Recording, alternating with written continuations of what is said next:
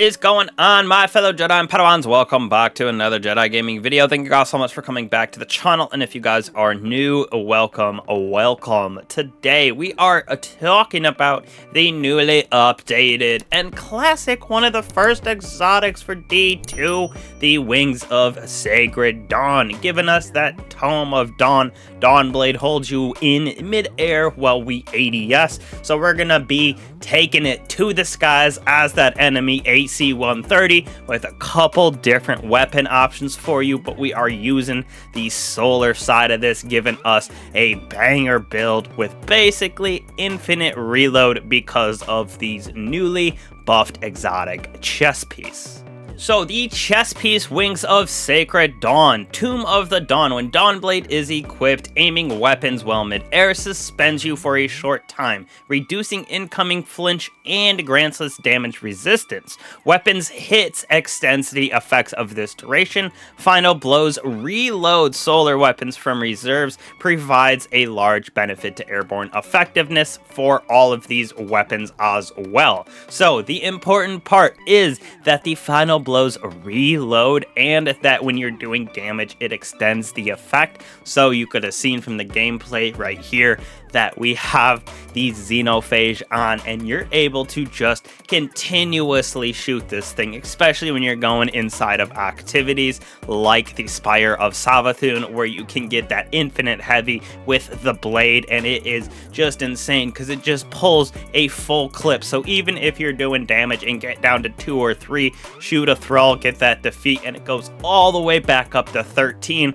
Works with all of our solar weapons, so we're gonna go over options for those in a second as well. Now moving back to our mods on our armor, I'm gonna go with Heavy Ammo Finder and Scout to share that love for our teammates, with Orbs of Power being created on those solar weapon defeats. Now on top of this, we're gonna be using Impact Induction and Focusing Strike, so we're gonna get class ability when causing damage with our melee, and then that double grenade energy when causing damage with our melee. Because of this exotic, pairing it with Heat Rises, we're gonna get our melee back so quickly, and so we can just use it to spam our abilities in our grenade and our class ability. Now we're going with Sniper Resistance for a little bit extra in the air, since we are going to be decently far from a lot of our enemies, and then Harmonic Resistance for that solar burn, with Harmonic Reserves for our heavy as well as our energy weapon, depending on what you are using, with that double solar weapon surge to keep that weapon damage up and cranking no matter what kind of content you're going into, with double bomber, so when we do use our class ability, which is the Phoenix Dive, go over that in a second, to heal us, we're gonna get double bomber to proc and get our grenade back a little faster as well. Now, the reason that these work so well in pairing with the exotic chess piece is that Heat Rising, so when we consume our grenade, we gain Heat Rises, and because of that, Final Blows while airborne increases the duration of Heat Rising and grants us melee energy, so that's why we're using all of those mods on our arms to get back our grenade as well as our class ability.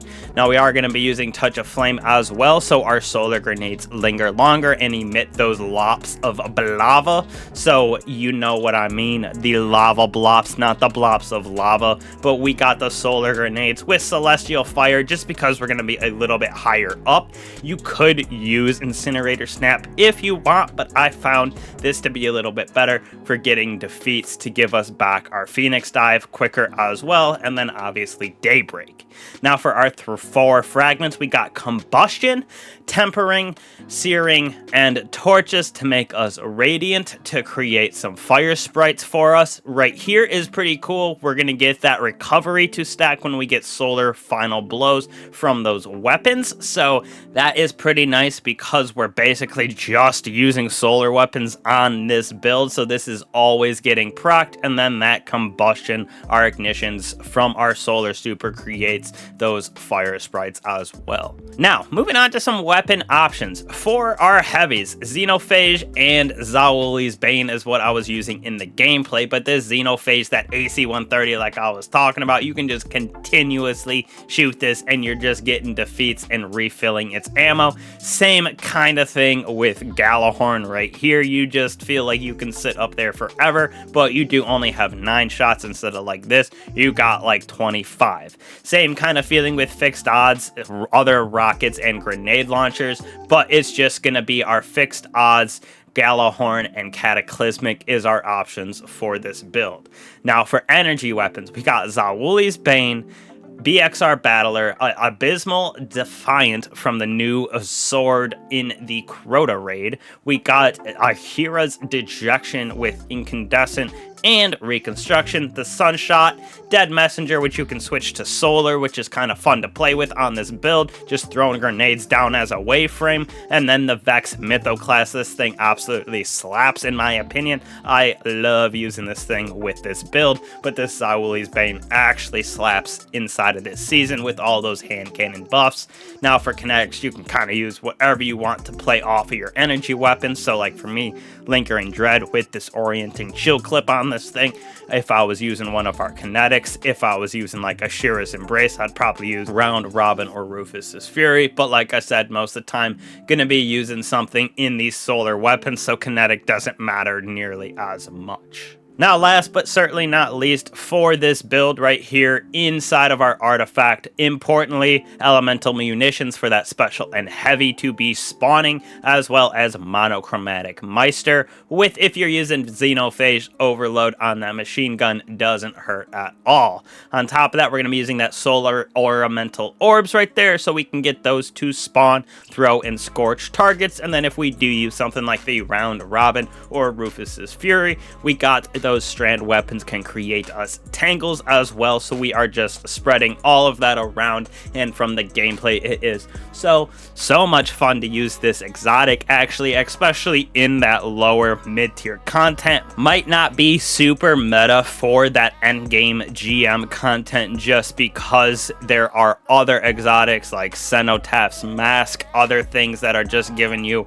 better for heavy ammo survivability in that endgame content, especially since well is super important in endgame. But if you're going into that mid-tier content, even if you're going into a raid doing ad clear, this build right here is actually absolutely insane for that, because of the reload aspect of the chest piece, being able to throw your melee consistently because of heat rises, which procs on our arms, both of those mods, which gives us our grenade and phoenix dive back. So we are just able to spam our abilities very consistently on this build and just infinitely shoot your hand cannons, auto rifles, as long as it's solar and you got heat rises procced. So this build, very fun to use. Wings of Sacred Dawn have been revived in my personal opinion. I'm going to be using it a decent amount, like I said, for that mid-level content, moving up into ad clearing raids and stuff. So